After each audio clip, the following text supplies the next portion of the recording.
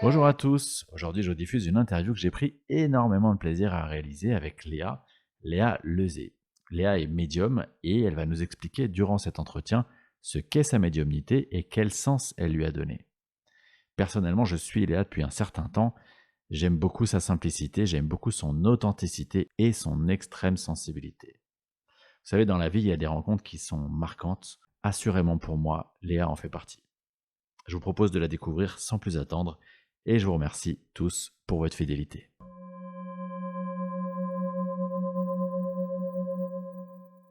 Alors Léa, bonjour et merci beaucoup, merci vraiment infiniment d'avoir accepté de faire cet entretien pour le podcast Entre deux mondes. Tout simplement pour les personnes qui ne te connaissent pas, je te laisse te présenter. Alors c'est toujours une question piège parce que je ne sais jamais vraiment comment me présenter. Alors, eh bien, je m'appelle Léa Lezé. Je suis ce qu'on pourrait appeler une médium. Je perçois les êtres invisibles, je perçois ce qu'on pourrait appeler des énergies, on va dire des consciences qui sont extérieures à moi-même et que je ne peux pas forcément percevoir avec mes yeux de matière. Ça depuis toujours, ça a toujours été, ça se développe au fil du temps et la vie a fait en sorte que j'en fasse mon métier, c'est-à-dire que j'ai pas vraiment eu le choix. Et c'est un métier qui à la fois me passionne et à la fois implique que ma vie entière soit conditionnée par tout ça. Voilà, donc j'ai 27 ans aujourd'hui, j'ai commencé ce métier quand j'avais 20 ans je crois, ou 21. À savoir que j'ai découvert ma médiumnité quand j'avais à peu près 6-7 ans. Alors elle était déjà un peu manifestée depuis un moment, mais j'ai à peu près compris ce que c'était à ce moment-là. Je dis bien à peu près parce que je pense qu'on... disons que durant l'enfance et l'adolescence, on comprend pas tout de suite, hein. On ajoute des pièces au puzzle et puis au bout d'un moment on se dit ok d'accord c'est ça. Ouais. Comment ça se manifeste à toi quand t'es enfant, justement, à 6-7 ans? C'est quoi les premières manifestations qui te laissent penser que bah il y a autre chose, quoi? Alors, il y a eu deux phases. La première phase, ça a été une phase qui n'était pas suffisamment franche pour que je ne pense pas que c'était simplement mon esprit qui inventait des choses, dans le sens où je ressentais des présences à côté de mon lit, la nuit, enfin le soir quand je me couchais, et ces présences étaient tellement fortes qu'en fait c'est une sensation quand on la connaît, elle vous prend aux tripes quoi. C'est quelque chose qui le corps réagit, c'est viscéral. Et j'entendais des bruits de pas à côté du lit. Alors mon père essayait, pardon, mon père essayait de me rassurer en me disant que c'était les bruits des fils électriques dans les murs qui faisaient du bruit. Oui, Ça a marché c'est quelque cela, temps. oui. Ça a marché quelque temps jusqu'au jour où la deuxième phase est intervenue. Ça a été la plus violente et ça a été la plus difficile à intégrer pendant les 20 premières années, les 15 premières années de ma vie suite à ça. C'est que je faisais des terreurs nocturnes, donc des paralysies du sommeil qui étaient accompagnées de sensations. En fait, j'avais cette sensation qu'on m'attrapait les poignets, qu'on me plaquait la tête contre le matelas, on m'attrapait les chevilles et on appuyait très fort sur moi en me hurlant dans les oreilles. Voilà, et en fait, alors, puis j'aime bien parce que dans l'invisible, ils aiment bien le truc un peu mélodramatique, vraiment à l'américaine, quoi, au taquet. C'est-à-dire que la première fois que j'ai eu ça, c'était une nuit d'orage. Tant qu'à faire. Donc on y va à fond. Et ça a duré, ces paralysies du sommeil, elles ont duré jusqu'à mes 19 ans à peu près, 19-20 ans. Jusqu'au moment où j'ai compris que je pouvais dire stop. Voilà, tout Mmh. simplement. Ouais. Parce que ça veut dire que de 6-7 ans, quelque part à 20 ans, tu subis ça, Ouais. complètement? Ouais, je le subis complètement. Alors, j'ai eu la chance d'avoir une tante qui elle-même avait des perceptions, mais qui n'en avait jamais parlé. Et c'est quand ma mère a commencé à s'inquiéter et à en parler à des proches autour que ma tante lui a dit, écoute, je peux peut-être lui expliquer ce qu'il se passe pour elle. Donc ça a été le premier pas qui nous a permis à toutes les deux, à ma mère et moi, de comprendre ce qui m'arrivait, parce que les terreurs nocturnes, ça faisait que je hurlais en pleine nuit de terreur, en fait. Et Ouais, oui, pour des parents, les, c'est juste horrible, quoi. ah oui, c'est horrible. Ah oui, c'est clair que c'est horrible. Et le nombre de fois où ils m'ont vu arriver tel... tu sais, c'est comme les écureuils volants, là, tu sais. Ouais. J'arrivais comme ça, en swimsuit ou je sais pas quoi, sur mes parents, parce que j'étais terrorisée, tout simplement. Et il y a eu des périodes où j'avais jusqu'à 3 à 4 terreurs nocturnes par semaine. Donc en fait, je me levais le matin avec la terreur au ventre et je devais aller à l'école en sachant que je n'en parlerais pas parce qu'à l'époque, c'était pas du tout socialement admis de parler de ce genre de choses, hein. C'est très très récent quand même, il faut se le dire. Donc ouais, ouais, j'ai eu des expériences, mais absolument dingo, hein. C'est-à-dire que dans ces terreurs nocturnes, ça m'est arrivé par exemple de sentir physiquement avec mes doigts la main de l'esprit qui était en train d'essayer de m'étouffer. Waouh.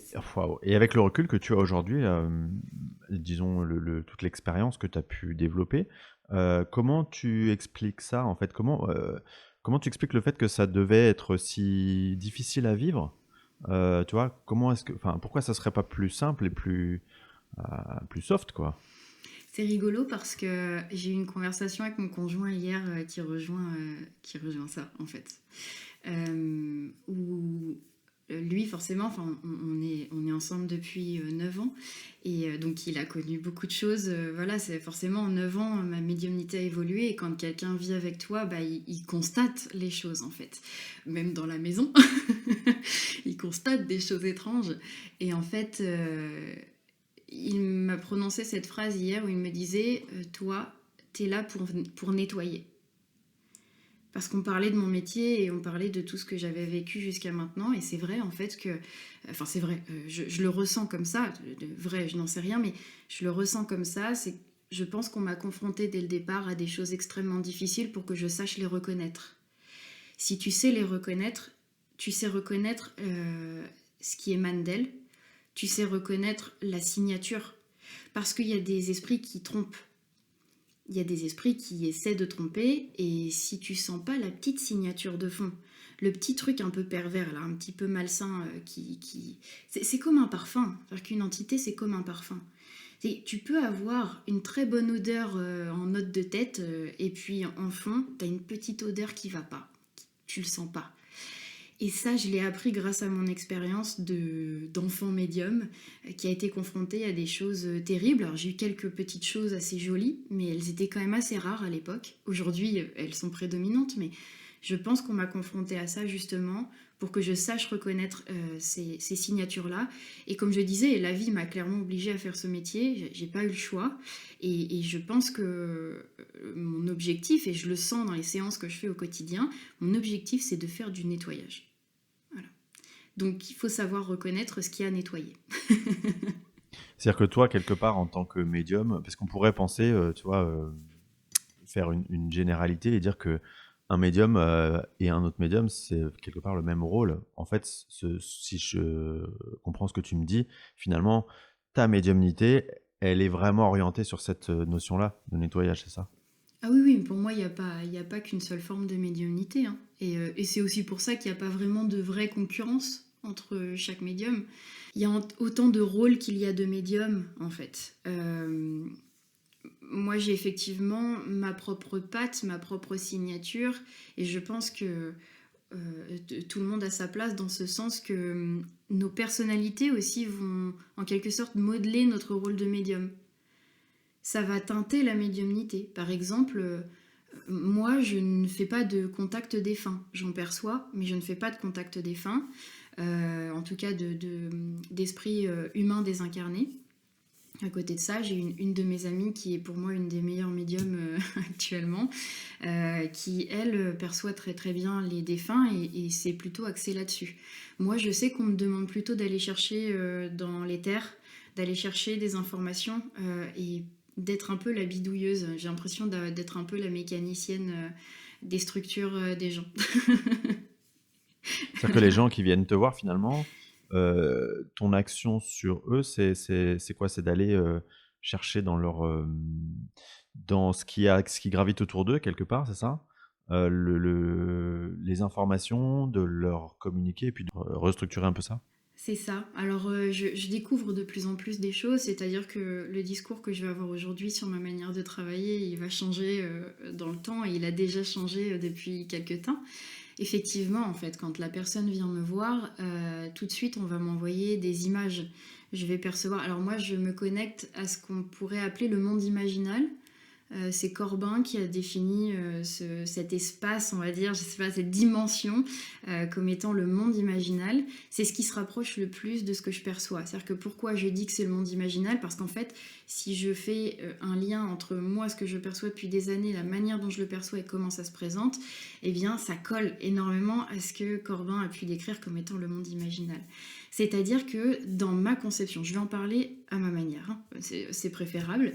Dans ma perception des choses, j'ai accès à une dimension qui fait un petit peu l'intermédiaire entre quelque chose d'encore plus subtil et la matière. C'est-à-dire que c'est une dimension dans laquelle l'information va se faire forme, couleur, esprit, ce que tu veux. Cette information, elle va se manifester de différentes manières. Moi, par exemple, quand je reçois quelqu'un en consultation, je vais pouvoir peut-être avoir accès à une image de ces structures énergétiques. On va me montrer certaines choses, on va me montrer des grilles, on va me montrer des formes, on va me montrer des essences d'informations. Et si je me connecte à cette essence, ça se manifeste un peu comme un espèce de voyage. Il y a un fil conducteur à chaque fois dans lequel on m'emmène.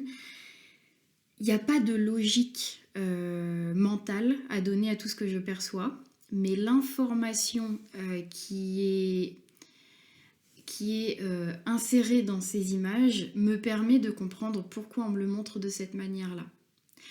Et j'ai pu comprendre aussi qu'on me le montre de manière aussi peu explicable, on va dire, justement pour que la personne ne puisse pas se raccrocher à une seule compréhension de cette information, et moi de même. Parce que, mettons qu'on me montre, je sais pas moi, une boule rouge. Voilà. Et l'information dans cette boule rouge, elle va par exemple montrer une anomalie. On va dire que c'est quelque chose qui est de l'ordre de l'anomalie. Si on me le montre d'une forme beaucoup plus précise, par exemple, mettons qu'on me parle là, je sais pas moi, d'une émotion bien précise, etc., le fait que moi je considère, tu sais, qu'on me le montre de manière beaucoup plus précise et que je considère que c'est cet élément précis qui m'est montré, je perds toute la pluralité, toute la complexité de l'information et tout ce qui potentiellement pourrait faire partie du soin, mais que je ne permettrai pas et que je ne laisserai pas vivre et évoluer si je me concentrais sur un élément précis de cette information. En fait, j'ai l'impression qu'on me montre de quoi expliquer, comprendre et suivre un fil, mais on ne me montre pas le reste pour qu'il puisse rester vivant et mouvant. Pardon. D'accord. Est-ce que je me fais comprendre? Parce ouais, que si, c'est très clair, c'est très clair. Ok. En tout cas pour moi. Et dans ce qu'on te montre, déjà, qui te montre ça, quelque part? Enfin, parce que je sais que tu laisses ta carte mentale de côté, mais est-ce que tu t'interroges quand même sur la provenance de l'information et qui t'envoie l'information? Comment ça fonctionne derrière, en fait?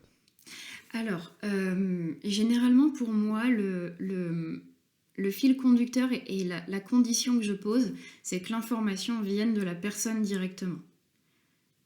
Voilà. C'est son inconscient qui m'envoie les informations nécessaires. Et il peut arriver effectivement que je sente des guides extérieurs mettre un petit peu leur grain de sel. Généralement, j'ai pas de nom, j'ai pas de prénom, etc. Mais on en revient à la question que tu me posais tout à l'heure. Je sais reconnaître quand c'est un esprit qui essaie de se faire passer pour ou pas.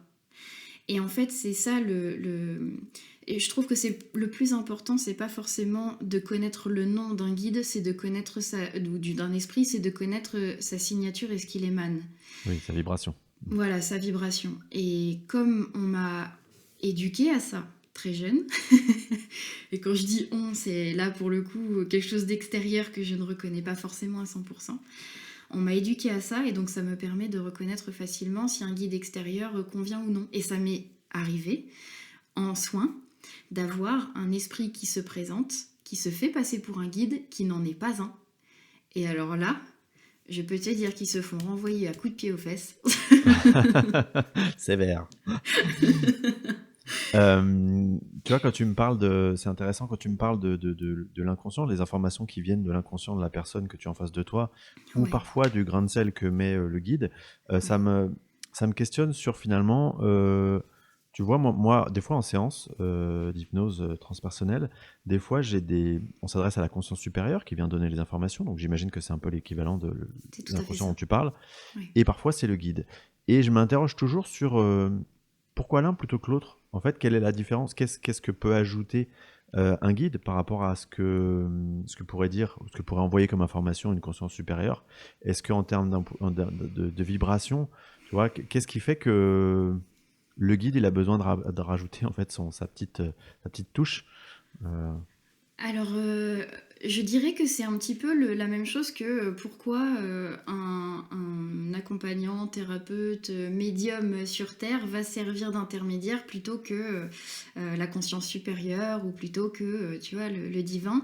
C'est-à-dire que parfois, grâce à notre propre expérience, donc le guide, grâce à sa propre expérience peut-être incarnationnelle passée ou son expérience dans sa dimension d'existence, il va pouvoir cibler sur une information, une dimension, sur un élément précis qui va permettre d'aiguiller. Et là, quand je dis aiguiller, c'est vraiment la pointe d'aiguille qui fait POC, c'est ici qu'il faut pointer. ouais, c'est ça. La conscience supérieure, pour moi, elle est toujours impliquée. Qu'un guide soit là ou pas, il y a toujours une implication de la conscience supérieure. Par contre, c'est un petit peu... voilà, c'est ça. Tu vois, là, l'exemple que je perçois, c'est tu vois la Terre. T'imagines que tu vois la Terre de loin. Eh bien, cette image-là, c'est l'image que la conscience supérieure va avoir, c'est-à-dire la globalité. Le guide, lui, grâce à son expérience, il va dire « Ah, regarde là !» et il va pointer du doigt, pouf, et tu vas voir la Terre se rapprocher très très vite. Et tac, c'est l'élément précis là qu'il faut aller voir. Le guide, il est là pour ça, en fait. Le médium est là pour ça. Tu vois, c'est ce qui fait... alors, je ne vais pas oser me comparer à un médecin, pas du tout, mais tu vois, un médecin, par exemple, quand il soigne quelqu'un, bah, il a sa spécialité. Lui, il va venir pointer ici l'élément, en fait. Bon, je ne suis pas comparable à un médecin, mais tu vois, c'est juste pour donner l'image et l'exemple de tac, là, c'est là qu'il faut appuyer. Ouais, ouais, c'est ça. C'est la capacité à zoomer sur un endroit, sur un C'est sujet en ça, particulier. c'est Hmm. ça, tout à fait. D'accord. Euh, Donc moi je te suis depuis un certain moment en fait, et ce qui me frappe, ce qui m'a toujours frappé en toi, je ressens une extrême sensibilité, vraiment un truc assez impressionnant. Je me dis que il y a forcément un lien entre sensibilité, alors je sais pas si c'est hypersensibilité, ou en tout cas extrême sensibilité et médiumnité, parce que pour moi c'est un peu la condition sine qua non. Mhm. Euh, et ça m'interroge aussi sur comment est-ce qu'on vit cette extrême sensibilité dans un monde qui est le nôtre, en fait, hein, dans enfin, un terrain d'expérimentation qui est lourd finalement. Ah, ça, c'est la question à 1000 points, ça. Euh, alors, si j'étais pas totalement honnête, je dirais, bah écoute, c'est un enseignement de chaque jour. C'est ça. Et en étant 100% honnête, j'ai envie de te dire, là tu vois, le dernier mois que j'ai vécu, ce mois où j'ai pris un peu de pause sur les soins, bah, ça a été justement un retour de bâton de cette extrême sensibilité dont tu parles. Moi j'en parle très ouvertement, j'ai fait ce choix tout de suite dès que j'ai commencé à faire ce métier, de parler ouvertement en fait de ok, je perçois des choses, je suis capable d'une certaine manière d'accompagner des gens, d'avoir des connaissances à transmettre et de pouvoir aider d'une certaine manière. Mais moi, ça ne m'empêche pas, entre guillemets, de souffrir de cette condition de médium et de personne sensible, parce que c'est un peu... c'est les deux faces d'une même pièce, quoi. Euh, Tu vois, quand je vois des personnes qui ne sont pas médiums, ou en tout cas qui n'ont pas développé cette médiumnité, pour qui ce n'est pas forcément une vocation ou quelque chose qui doit être présent dans leur vie, parce que c'est pas une obligation non plus, il n'y a pas que ça, Quand je vois des personnes me dire mais j'aimerais trop être comme toi, j'aimerais trop être médium moi aussi, il y a un côté où j'ai envie de leur dire mais oui c'est vrai, c'est génial parce que c'est une richesse incroyable dans la vie. Et en même temps, tu vois, il y a 2 mois de ça, j'ai eu une grippe. Voilà, on va terre à terre, j'ai eu une grippe. Et cette grippe, pendant une journée entière, pendant 24 heures, elle m'a coupé mes perceptions. Ça arrive très très très rarement. Et ça image les choses, j'aime bien donner des exemples. Et en fait, comme j'étais malade, etc., je dormais pas dans ma chambre et je restais au salon parce que voilà, je dormais très peu, enfin bref. Et je me disais, waouh, c'est super, mais il y a aucune entité, il y a personne dans la pièce, je dors trop bien, j'ai même pas peur, j'ai pas, je suis Ouais. trop bien, quoi, c'est génial. Alors je me C'est disais ça trop la vie bien. des autres en fait. Ouais. Et sur le coup, je me dis, putain, c'est génial, quoi, vraiment, c'est génial. Et en fait, le lendemain, c'est revenu. Hmm. Et c'est revenu un peu comme une claque, hein. J'ai envie de dire, c'est revenu comme une claque. Et pendant 24 heures, j'ai vécu ce que c'était d'avoir zéro perception et d'avoir, entre guillemets, aucune sensibilité par rapport à tout ça. Moi, quand je parle de perception extrasensorielle, j'inclus les émotions et tout ce qui émane autour de moi. Et c'était tellement confortable, c'était tellement bien. Et en même temps, je me verrais pas vivre sans. C'est en fait être sensible, je vais parler de sensibilité au-delà de la médiumnité pour faire plus large. J'ai envie de dire que ouais, c'est devoir dealer avec un corps extrêmement sensible qui développe des symptômes pour un oui ou pour un non. C'est être extrêmement fatigué chaque jour et devoir redoubler d'efforts pour être connecté avec les autres aussi, parce qu'il y a aussi cette difficulté de réussir à être présente dans le monde de tous les jours et dans ce monde de matière qui pour moi n'est plus diabolisé. Avant je le diabolisais un peu, je me disais mais c'est quoi ce monde pourri.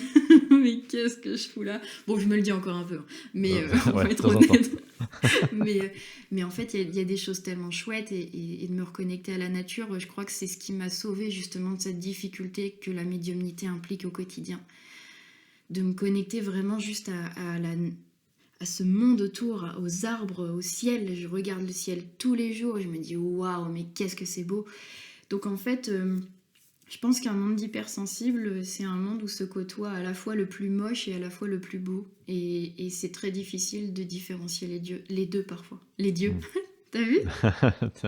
C'est ça, j'ai eu J'ai lapsus. fait un super lapsus.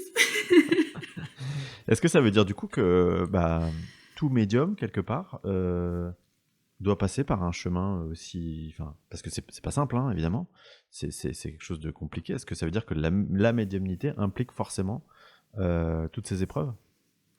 Ce serait prétentieux de ma part d'oser avoir un avis figé là-dessus, étant donné que je ne suis pas tous les médiums.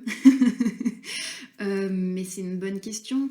Est-ce que je dois avoir un avis là-dessus? Je pense... Enfin, je vais pas dire je pense. D'expérience, de tous les médiums, de tous les gens sensibles que j'ai rencontrés, j'ai envie de dire que c'est une condition sine qua non, c'est quelque chose qui est quasiment toujours là, à plus ou moins grande échelle. C'est-à-dire que moi, je l'ai vécu d'une manière extrêmement violente par des terreurs nocturnes qui étaient vraiment dignes de films d'horreur. Mais non, ça n'a pas nécessairement besoin d'être comme ça, et c'est même par contre relativement rare que ce soit si violent. Mais ce qui est violent, en fait, c'est pour en avoir discuté avec des personnes qui, par exemple, ont vu leur médiumnité développer suite à un deuil, enfin un décès, ou suite à peut-être un accident ou des choses comme ça. En fait, ce qui est violent, c'est du jour au lendemain de constater que le monde dans lequel on vit n'est plus du tout le même. C'est-à-dire que visuellement, rien n'a changé, mais en fait, tout a changé. Et je crois que c'est ça qui est compliqué dans tous les cas. À la fois quand on est médium depuis toujours, c'est de se dire mais attends, il y a un problème parce que moi j'ai l'impression de percevoir les choses différemment de la plupart des gens autour de moi. Donc ça c'est une première chose un peu inconfortable à vivre.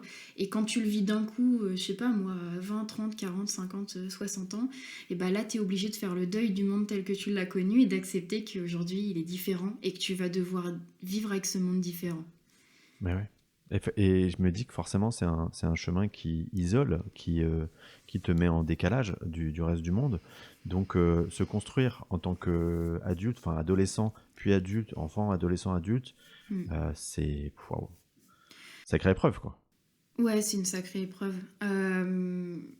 Je vais pas le cacher non plus, j'ai toujours été assez honnête là-dessus aussi.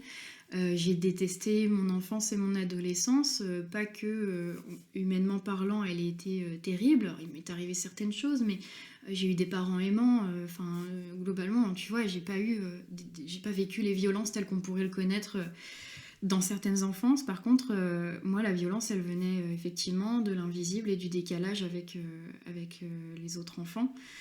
De la nécessité de faire semblant parce que c'était pas acceptable socialement d'exprimer ce genre de différence, parce que très très jeune j'avais qu'une peur, c'était qu'on m'envoie en hôpital psychiatrique et qu'on me considère comme folle. Donc en fait tu te construis sur une réalité, enfin sur deux réalités. La première, c'est celle d'une enfant comme les autres qui doit vivre dans un monde de société, voilà, où globalement il y a des règles, il y a des choses, voilà, il y a une certaine norme. Et puis tu dois aussi vivre en tant que jeune médium qui, du coup, doit se baser sur son expérience et sur aucun modèle extérieur, quoi. C'est ça. Enfin, Ça m'amène aussi à penser au fait que quand on est justement clairvoyant, quand on est très sensible, quand on a je sais pas, ce côté un peu spirituel, forcément, euh, on a aussi une vision très lucide du monde qui nous entoure, de tout ce qui peut se passer, des luttes d'ego, de pouvoir, tu vois, de tout ce qui nous environne. Euh, et je me dis, mais comment est-ce qu'on arrive à rester spirituel finalement quand on a la lucidité d'observer, de comprendre tout ce qui se joue par ailleurs, tu vois. hum, c'est un challenge de chaque jour. Comme la vie est un challenge de chaque jour de toute façon. Je crois que il y a deux choses qui me sauvent entre guillemets et qui sauvent cette foi, parce que j'appelle ça vraiment de la foi. Euh, c'est qu'à la fois j'ai vraiment la sensation, et ça c'est très étonnant, mais je l'ai depuis toujours, de vivre comme dans une série télé. Je sais pas t'expliquer ça. Mais des fois, je vois même des situations extérieures, de conflits ou de choses qui se jouent, et je vois que les gens le prennent extrêmement à cœur. Et moi, ça me fait rire, mais pas rire parce que je me moque, mais rire parce que je me dis, waouh, c'est fou. Ils le prennent à cœur, c'est réel pour eux, quoi. C'est intense. Et puis des fois, je me fais prendre dans le jeu aussi, hein. Faut pas considérer Bien sûr. qu'on a tout compris et tout vu et tout, tout saisi. Il y a ça, et en même temps, j'ai tellement alors là, il va falloir que je réussisse à expliquer avec des mots ce que je vois. Bon courage. C'est- En fait, au quotidien, j'ai vraiment comme si j'avais un écran dans mon esprit qui me montre et qui me fait ressentir des choses particulières, des images de trucs très très beaux, des connexions intenses. En fait, je crois que le seul mot qui convient, d'ailleurs, je l'ai jamais nommé comme ça jusqu'à maintenant, j'ai l'impression qu'on m'envoie de l'amour. Mais Hmm. tu vois, pas de l'amour tel qu'on le conçoit en tant qu'être humain. C'est cette espèce de force qui est plus forte que tout, quoi. Je sais pas comment. L'essence même de tout ce qui existe, concentré dans des images et des sensations incroyables qui entourent. Là, tu vois, j'ai l'impression que ça entoure ma tête. Et ça descend pas forcément dans tout mon corps, mais c'est vraiment juste autour de ma tête. Et dans les moments où je perds espoir et où j'en peux plus, parce que je me dis, mais c'est pas possible, on va jamais s'en sortir, et ben je vois ça, tu vois. Ouais. Je vois ça, et ça me rappelle à la fois pourquoi je suis là, à la fois que il y a dans beaucoup d'humains cette force-là qui existe, même si elle est comme ça toute petite petite. Alors pour les gens qui m'écoutent, je fais le signe du doigt qui montre quelque chose de tout petit. y a toujours ça quelque part, tu vois. Et puis il suffit d'observer les gens. C'est-à-dire que il y a aussi le monde et aussi ce qu'on en perçoit. Les jours où j'ai envie d'en percevoir que le mauvais, j'en vois que le mauvais, tu vois. Et puis il y a plein de fois où juste je regarde les gens vivre dehors et je me dis waouh, c'est chouette. Tu vois, juste les choses simples, genre là, les gens qui jouent à la pétanque à côté sur le terrain de pétanque, un enfant qui fait un câlin à sa mère, et tu vois ça c'est hyper puissant. On a l'impression que c'est insignifiant, mais c'est hyper puissant. Et ça nous rappelle pourquoi on est là, quoi. Et ça donne le courage de continuer. Waouh. Ouais, bah écoute, je suis assez d'accord avec toi. Euh, Tout à l'heure, tu parlais de la manière que tu as de percevoir ce monde de l'invisible et toutes les énergies qu'il compose. Mhm. Euh, Moi, je me pose souvent la question de, bah, tu sais, on a bien identifié, bon, qu'on a un ou des guides, qu'on est Mhm. accompagné de défunts, mais pour moi, le monde subtil, le monde des énergies qui nous entourent, il est beaucoup plus vaste en fait que ça. Mhm. Sauf qu'on a du mal à mettre des mots ou tu vois, des concepts dessus.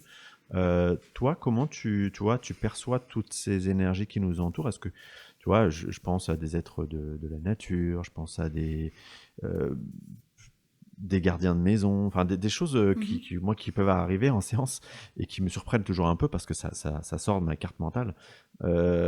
Toi, voilà, comment est ta réalité par rapport à ça? Alors, ma réalité, elle est que je perçois une multitude de dimensions et d'êtres différents. Je ne vais pas me connecter chaque jour aux mêmes dimensions parce que ça dépend aussi de sur quelle fréquence je vibre moi-même, tu vois. Donc il y a des jours par exemple où ça va être plus difficile de connecter avec les guides, des fois ça va être plus difficile de connecter avec les êtres de la nature, des fois plus difficile de connecter avec les défunts, parce qu'en fait ça dépend sur quelle fréquence je suis ce jour-là. Alors, si je dois connecter avec une ou une autre dimension, bah, c'est à moi d'adapter, tu vois, d'adapter mon altitude. Ouais, ta Je suis fréquence, une ouais, montagne. c'est ça. Bienvenue dans mon Euh, monde.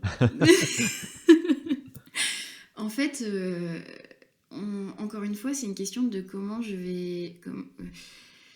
Il y a des moments où je vais percevoir cette multitude de dimensions, par exemple sous la forme d'une toile d'araignée. Il y a des fois, je vais le percevoir sous la forme d'une sorte de millefeuille. Des fois, on va me montrer plutôt une échelle. En fait, c'est des images qui me permettent de créer une forme, encore une fois, quelque chose qui soit mentalement acceptable et qui me permette de prendre des décisions et d'orienter ma conscience vers tel ou tel endroit. Et Hmm. donc, par exemple, si on parle des différents êtres avec lesquels je connecte, généralement, il y a quand même une certaine quantité, entre guillemets, on va parler grossièrement, de dimensions que j'ai déjà visitées ou avec lesquelles j'ai déjà connecté. Et donc, quand je perçois un être quelque part dans une maison, quand je fais des libérations de lieux, ou quand je connecte avec quelqu'un pendant une séance, dès que je perçois une entité, généralement, sa vibration, sa signature, moi j'appelle ça une signature énergétique, elle m'aiguille, elle m'oriente vers la dimension à laquelle elle appartient, parce qu'il y a des grandes tendances. C'est-à-dire que, c'est très difficile à expliquer. En fait, pour expliquer les choses le plus simplement possible, on va prendre l'image de l'échelle. Mettons que chaque barreau de l'échelle soit une dimension. Ouais. Par exemple, la dimension des défunts, des humains désincarnés, ça va être le premier barreau, la nôtre, ça va être le deuxième. On va grossir. Les êtres de la nature, c'est celui d'après, les guides, c'est celui d'après. J'ai visité consciemment chaque barreau de l'échelle. Et donc maintenant, quand je perçois une entité, globalement, c'est presque comme si le barreau de l'échelle à laquelle l'entité appartient va presque s'enluminer, tu vois. Je sais qu'elle vient Hmm. de là. Donc je vais aller fouiner dans ce barreau de l'échelle. Mais la complexité, c'est que quand tu vas dans ce barreau, hop, tu as accès à la dimension, par exemple, des êtres de la nature. On va parler de ça. Chaque barreau a sa propre échelle, parce que dans chaque dimension globale, tu as des sous-dimensions. Tu vois. Et donc après, la première étape, on va dire, elle est mental supérieur, hein, parce que le mental inférieur, il serait perdu là-dedans. C'est ton mental supérieur qui va prendre des décisions, des directions, etc. Comme tu choisirais, par exemple, d'aller en vacances à tel endroit. Tu décides mentalement d'aller à tel endroit. Par contre, après, il faut savoir accepter l'inacceptable, ou l'inattendu, ou l'imprévu. Ceux qui aiment jouer avec la langue des oiseaux, ils vont entendre ce qui n'est pas prévu dans l'imprévu, mais l'un qui est prévu aussi. Tu vois? Ouais. Donc, il faut accepter que ce qui est de l'ordre du non prévu pour nous, c'est finalement l'un, avec un grand U, qui est prévu de l'autre côté. C'est-à-dire qu'à un moment donné, on a décidé de nous emmener quelque part, on a décidé de nous tendre un fil qui nous emmène d'un point A à un point B. Sauf que comme nous, on n'est pas câblés à la base pour créer de nous-mêmes, ou en tout cas concevoir ce type d'existence, il faut savoir être vide de toute intention. Et accepter que ce qui vient, c'est ça. Et c'est tout. Ouais. Alors, quand je dis ça, c'est pas c'est ça et puis on le remet jamais en question. Tu vois, il y a toujours une part, en tout cas de moi, qui se dit ok, là, Léa, ok. T'es parti loin. Voilà. Mais généralement, tu sens qu'il y a toujours quelque chose toujours des synchronicités, des choses qui font qu'on te dit ok, tu vois, t'as bien fait de suivre le fil parce que ça t'a mené à telle information et elle était primordiale, par exemple, pour débloquer une situation dans une séance ou pour réussir à faire de la libération de lieux comme elle devait se faire dans une maison. Donc moi je perçois les choses de cette manière-là. Alors je parle en tant que entre guillemets professionnelle dans les séances, mais moi par exemple dans mon quotidien, c'est par exemple dans mes rêves. Je travaille beaucoup dans mes rêves et dans mes rêves, quand je me réveille le matin, je sais globalement à quel état de conscience j'ai eu affaire. Est-ce que là c'est un rêve qui va parler plutôt de mon état de conscience mental à moi, c'est-à-dire ça m'appartient, c'est mes propres inquiétudes. Est-ce que là ça concerne une personne extérieure potentiellement que je connais, que j'ai en séance, un ami ou quoi que ce soit? Est-ce que là, c'est une conscience parallèle qui est en train de vivre une expérience dans une autre dimension et dans ce cas-là, moi, j'ai pas à l'intégrer dans ma conscience quotidienne, c'est-à-dire que ça s'est passé. Moi, je vais pas m'encombrer l'esprit de ce qui s'est passé. Est-ce que c'est un enseignement qu'on m'envoie aussi, qui est censé me servir d'une certaine manière? Ça, maintenant, j'ai appris à le reconnaître. Pas toujours. Il y a des fois où je me dis, oh là, là les gars, vous êtes allés loin. Justement, comment on arrive à faire la différence entre ce qu'on nous montre, ce qui est un enseignement, de ce qui est, ce qui est autre chose? Ouais, la signature énergétique. On y revient. On revient qui de l'œuf ou de la poule. Oui, voilà, on en revient à ça, en fait. On en revient à ça, c'est-à-dire que c'est très difficile à expliquer. J'aimerais trouver un exemple. Si, c'est ça. Cet exemple-là, il peut peut-être parler aux gens. C'est un petit peu comme tu reconnais une émotion. Alors, c'est pas facile pour tout le monde de reconnaître une émotion. Hein. Il y a des personnes qui sont un peu perdues face aux émotions. On n'est pas tous câblés de la même manière. Mais pour ceux qui savent reconnaître une émotion, mettons que vous ayez quelqu'un en face de vous qui est assez neutre de visage. Ouais. Mais vous sentez quand même qu'il y a un petit truc derrière, une petite émotion là. Vous savez pas expliquer pourquoi vous ressentez cette émotion-là, mais elle est là. Et ben ça, c'est un peu le ressenti que j'ai quand j'ai affaire à une énergie, mais sauf que maintenant j'ai appris à reconnaître et j'ai appris à ne plus me dire est-ce que c'est une émotion, pas une émotion, parce qu'en fait on m'a entraîné pendant des années. Ouais, c'est ça. Bah oui, c'est le principe de l'entraînement, quoi. Voilà, principe de l'entraînement. Je reconnais. Et puis, tu vois, par exemple, en rêve, quand on t'envoie un enseignement, le rêve n'a pas du tout la même allure.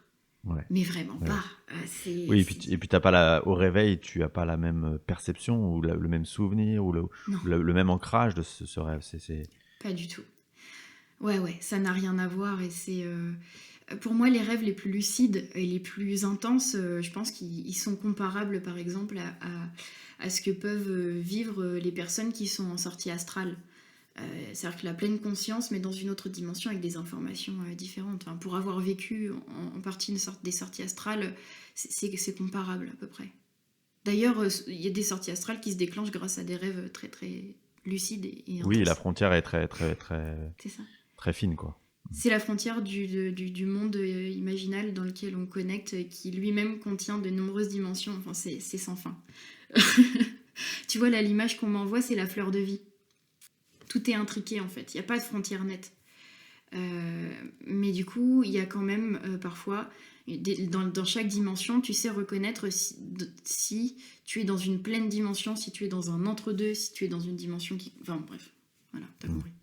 J'ai compris. Tout à l'heure, tu parlais tu sais, des personnes que tu côtoies et qui peuvent t'envier quelque part d'avoir ces perceptions, cet accès à ce monde invisible. Euh, Souvent, je remarque que les médiums sont mis un peu sur un piédestal, sont admirés. euh, et, et ça me fait me questionner sur comment est-ce que quand on est médium, on se prémunit de cet ego spirituel finalement. Déjà, je pense qu'il faut savoir pourquoi on devient médium et pourquoi on en est venu à ça. C'est quoi la motivation première? Est-ce que c'est d'un côté d'avoir une espèce de reconnaissance de singularité, etc. Ou est-ce que finalement il y a derrière une profonde envie de comprendre le monde dans lequel on vit?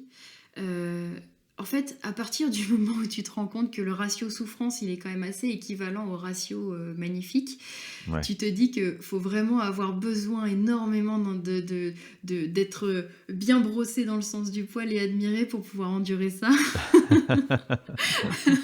Ouais. Non, c'est clair que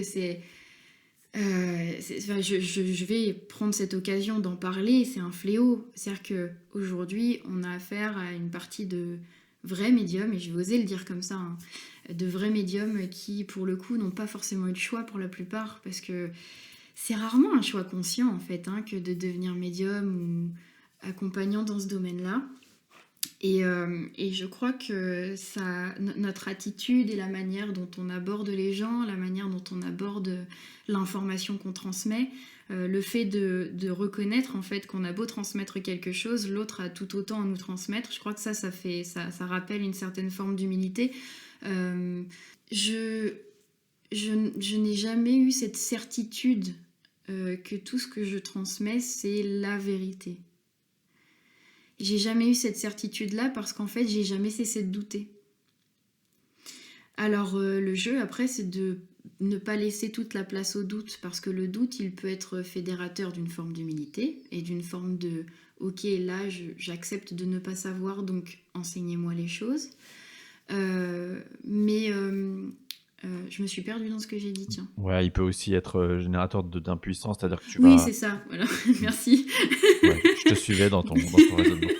Je me suis perdue toute seule et grâce à toi, je retrouve le fil. Oui, et ça peut être à la fois extrêmement limitant par rapport à nos perceptions, c'est-à-dire que trop de doutes amoindrit, voire annule complètement toute possibilité de percevoir et juste de laisser la place. En fait, l'ego et le doute, je crois qu'ils ont en commun d'être un peu comme du plomb. Il y a un truc extrêmement dense, en fait, à la fois dans le doute et à la fois dans un ego qui prend toute la place, parce qu'encore une fois, l'ego est très important, et sans lui, je ne pourrais pas mener des séances et prendre des décisions et prendre du recul aussi sur les événements.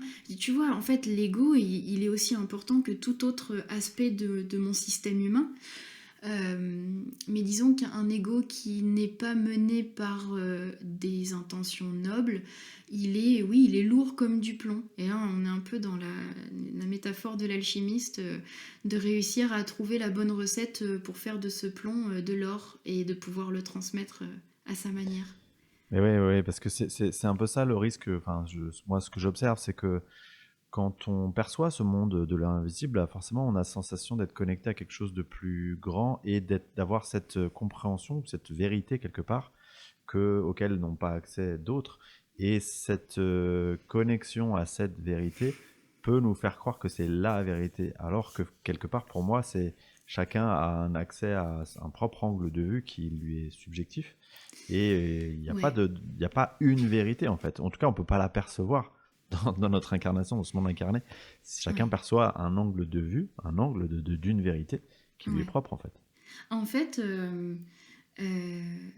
c'est l'exceptionnalité, enfin, comment dire, comment expliquer ça? C'est un petit peu la chose que je te disais tout à l'heure quand je te parlais de la manière de percevoir le monde qui façonne le monde. C'est-à-dire que ton propre monde, il dépend de comment tu le perçois. Et c'est valable pour l'invisible, si tu le perçois comme quelque chose d'exceptionnel, où tout être de l'invisible est plus important, plus sachant, plus exceptionnel que toi, bah, en fait, c'est comme ça que les choses vont se manifester. Moi, je dirais que l'invisible, je le considère à la fois comme étant mon égal. Alors là, je le personnifie parce que c'est tellement vaste que je suis un peu obligée voilà, d'aiguiller, mais je le perçois comme mon égal et en même temps, je le perçois comme mon enseignant. Et c'est comme ça que je considère toute personne avec qui je travaille en soins. C'est à la fois mon égal et à la fois mon enseignant. C'est-à-dire que moi, je viens de lui apporter quelque chose, mais il faut être conscient qu'en fait, dans tout ce que tu apportes, la personne t'apporte en retour. Et oui, je pense que la manière dont tu perçois l'invisible, ça va façonner la manière dont tu le présentes aux gens aussi. Et je pense que quand tu as besoin de valoriser une certaine forme d'ego, eh bien, tu vas faire en sorte que l'invisible soit exceptionnel. Alors que quand l'invisible fait partie de ton monde et de ta vie, il n'est pas différent de ton quotidien sur Terre, en fait. C'est juste ailleurs, Ouais. Ouais, tu vois. écoute, c'est hyper intéressant ce point de vue. Euh, Merci pour ça. Avec plaisir. Pour les personnes du coup qui s'intéressent à ce que tu peux leur apporter, leur proposer, Mm. qu'est-ce que tu pourrais nous dire de comment tu fonctionnes toi? Alors tu en as un peu parlé au début de l'épisode, mais euh, pourquoi on vient te voir? Qu'est-ce que ça peut permettre? Tu vois? Est-ce que tu peux nous en parler? C'est tellement vaste. Ouais, je sais. Je suis tellement, Je suis relou je, avec mes questions. je suis tellement mauvaise vendeuse. Euh, Parce qu'en fait, j'ai envie de dire que l'univers se charge bien de m'envoyer les personnes qui trouveront quelque chose à mes côtés. Mais il y a quand même des fois où il faut savoir expliquer ce qu'on fait, parce que sinon c'est un petit peu trop vaste. On en revient à la terre de loin et le guide qui dit c'est là qu'il faut pointer. Alors, je fais des soins qui touchent à la fois aux problématiques corporelles qu'aux problématiques qui ne le sont pas forcément, qui sont de l'ordre de l'invisible, des structures, de l'esprit, des blocages émotionnels, des mémoires transgénérationnelles, des mémoires karmiques. En fait, il y a beaucoup de choses. Encore une fois, je ne sais pas à l'avance de quoi sera faite la séance. Je dis toujours à la personne, oui d'accord, alors je sais tout de suite si je vais pouvoir intervenir sur la problématique. Ça m'est arrivé parfois de dire, je suis désolée, mais je crois que je ne pourrai rien faire pour vous. Dans ces cas-là, soit j'essaie d'aiguiller la personne vers quelqu'un que je connais, en qui j'ai confiance, soit si c'est pas le cas, je préfère ne pas conseiller conseiller quelqu'un qui ne me convient pas. Mais c'est arrivé assez rarement dans le sens où je me laisse l'opportunité de pouvoir accompagner la personne. Elle m'expose sa problématique. Je lui explique que je vais faire mon possible, comme toujours, et que je vais faire de mon mieux, comme toujours. Qu'il n'y a aucune garantie que ça prendra la forme qu'elle attend. Parce qu'en fait, moi-même, j'attends aucune forme, je ne sais pas quelle forme ça va prendre. Par contre, ce qui est très très intéressant, c'est que généralement, on m'envoie les images et les informations de telle sorte que je vais pouvoir les transmettre à la personne et que ça sera transmis d'une forme qui lui convient et qui soit compréhensible pour elle. Dans la forme pratico-pratique, je ne fais pas de soins en direct, c'est-à-dire quand je fais la séance, je suis de mon côté, la personne elle est allongée chez elle ou assise, peu importe, en tout cas elle est au calme. Et moi, je me connecte grâce à sa photo. Le fait est que la manière dont je perçois l'invisible est tellement prenante. C'est un petit peu, tu vois, là, l'image que j'ai, c'est un petit peu comme si j'avais une sphère autour de ma tête et tout ce que je perçois, ça prend toute mon attention et toute ma conscience et j'ai plus de place pour l'interaction directe. Donc, je fonctionne comme ça. Je me connecte sur photo, je fais tout un compte rendu. Alors maintenant, je fais des comptes rendus en messages vocaux sur WhatsApp. Les comptes rendus durent généralement assez longtemps. Donc il y a à peu près une demi-heure, trois quarts d'heure de compte rendu. Je propose aux personnes aussi de réserver leur séance soit avec ou soit sans rendez-vous téléphonique, parce que parfois elles ont besoin aussi quand même d'avoir un contact direct à un moment donné. Et maintenant, je place le rendez-vous téléphonique plusieurs jours après la séance, pour que les informations aient le temps de décanter, qu'elle ait le temps de prendre du recul, de vivre la séance de l'intérieur, de se poser, et que les questions puissent jaillir un peu comme des fleurs dans un champ, tu vois. Et là, ah oui, d'accord, je cueille cette fleur et je te la donne. Les personnes me posent des questions, elles me transmettent leurs ressentis, on en discute ensemble et ça fait voilà, quelque chose d'assez direct. Ce qui fait que voilà, on travaille des problématiques qui vont aller peut-être d'un état émotionnel compliqué, de difficulté à trouver une certaine clarté dans la vie quotidienne. Ça peut aller des pathologies physiques, des douleurs récurrentes depuis des années. Ça peut aller aussi des questionnements qui sont vraiment d'ordre existentiel et qui prennent un peu trop de place. Ça peut être aussi simplement des personnes viennent me dire « je ne sais pas pourquoi je suis là, mais je suis là ».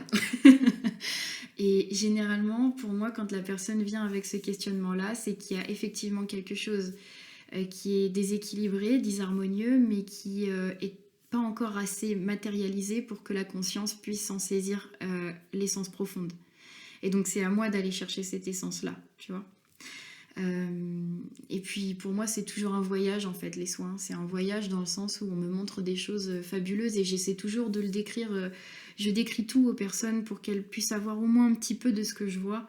Et surtout, je ne déforme rien. Alors, je peux te dire qu'il y en a qui doivent me prendre pour une sacrée évaporée. Hein, parce que...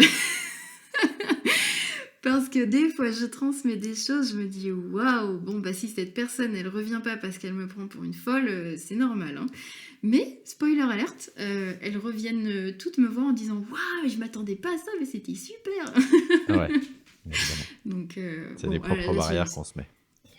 Oui, c'est ça. Et puis bah, après, je pense qu'il y a des personnes à qui ça n'a pas parlé. Et dans ces cas-là, il n'y a juste pas de suite et il se passe rien après. Et moi, j'ai transmis ce que j'avais à transmettre, quoi.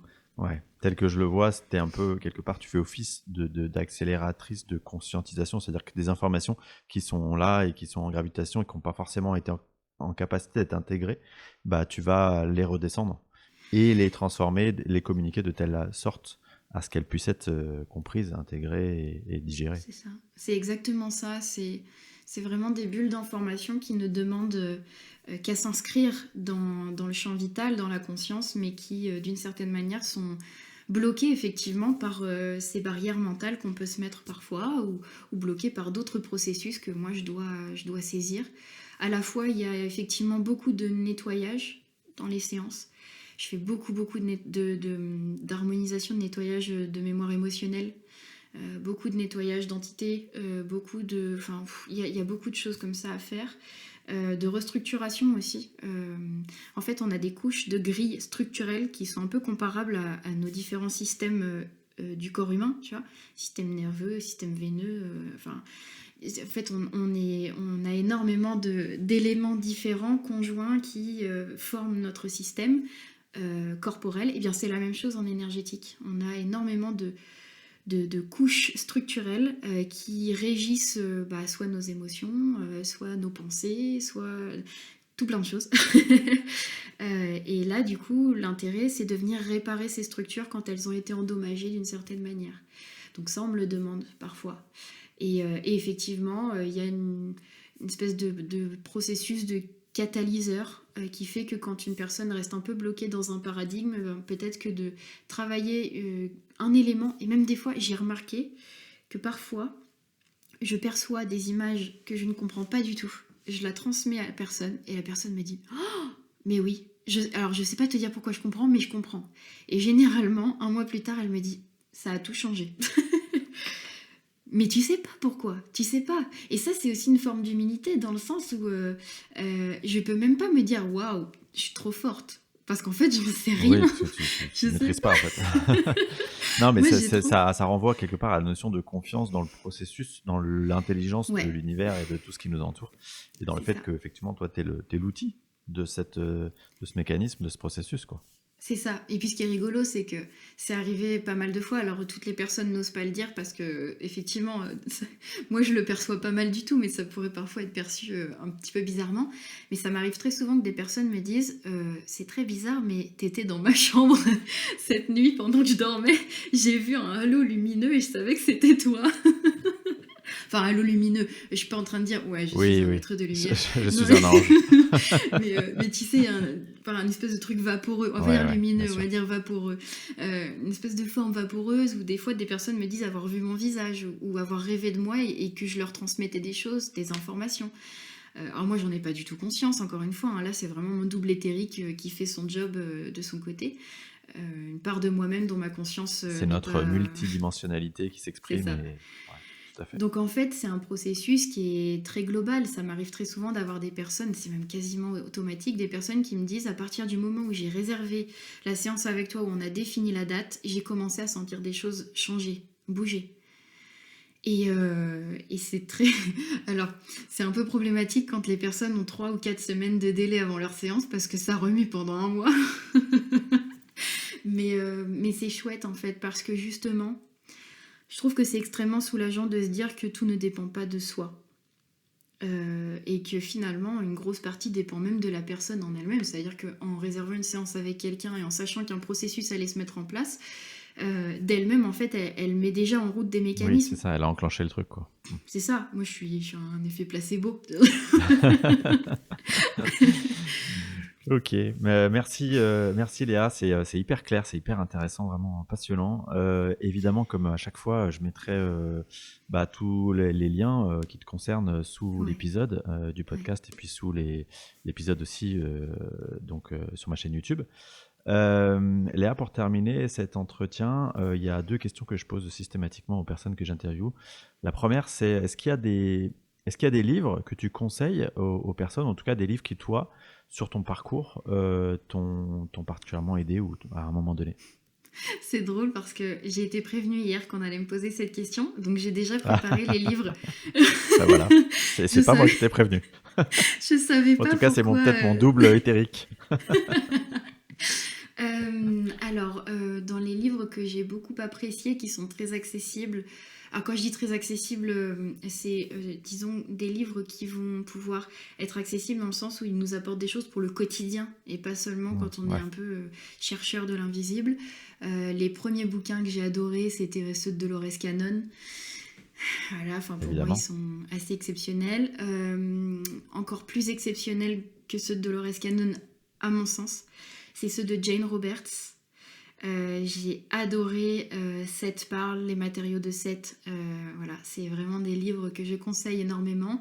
J'ai eu une expérience incroyable avec les livres de Seth parce que notamment le premier tome de Seth parle, il m'a suivi pendant 4 ans. Et à chaque fois que j'ouvrais une page, ça parlait de ce que j'avais vécu dans la journée. Mais vraiment, c'est un délire. Euh, donc voilà, il y a ces bouquins-là que j'aime vraiment, vraiment beaucoup. Et après, il y a par exemple le Kybalion, qui pour moi est un ouvrage assez exceptionnel. J'ai beaucoup, beaucoup été marquée par La table d'émeraude d'Hermès Trismégiste. Il s'avère qu'en fait, les livres que je lis sont généralement des livres qui ont à peu près un siècle. Ce sont souvent des livres qui traitent d'hermétisme. Donc voilà, c'est un petit peu moins accessible, mais je dirais que oui, il y a ces livres-là qui sont pour moi assez chouettes. Voilà. Ok, merci beaucoup Léa. La dernière question, c'est tout simplement un conseil pour les personnes qui s'éveillent à ce monde de la spiritualité au sens large. Comment on prend le sujet? Je dirais que la première chose, c'est de savoir prendre son temps. Et c'est pas facile dans une société où on nous demande toujours d'aller très vite et d'optimiser le temps. Je pense que s'engager dans un chemin spirituel, c'est justement apprendre à patienter. Ouais, Et ça, j'ai encore du mal à l'intégrer moi-même. C'est pas facile tous les jours. Mais je crois que ouais, c'est prendre son temps Et le deuxième conseil que je donnerais, c'est justement d'éviter de mettre l'invisible sur un piédestal. On en a parlé tout à l'heure. Pour moi, c'est extrêmement important de considérer que ce qui existe de l'autre côté du voile n'est pas plus important que nous, parce que c'est le meilleur moyen de se donner à n'importe qui et à n'importe quoi. Bah écoute, on va terminer là-dessus parce que c'est parfait. Euh, merci encore, Léa. Merci à toi. Et merci à tous les auditeurs pour leur fidélité. Merci encore.